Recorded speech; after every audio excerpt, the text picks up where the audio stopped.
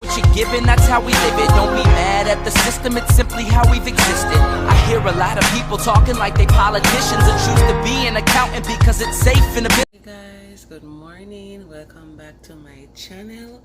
Big up on yourself and thank you for coming back today, guys. I'm gonna make Jamaican cornmeal porridge. So I'm gonna show you how I prepare my Jamaican cornmeal porridge. This is all my ingredients.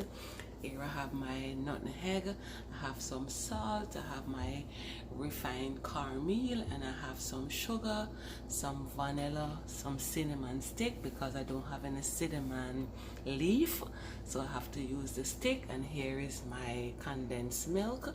I'm not using any evaporated milk or any coconut milk. This is how I prepare my Jamaican cornmeal porridge. Big up on yourself. Thank you for watching.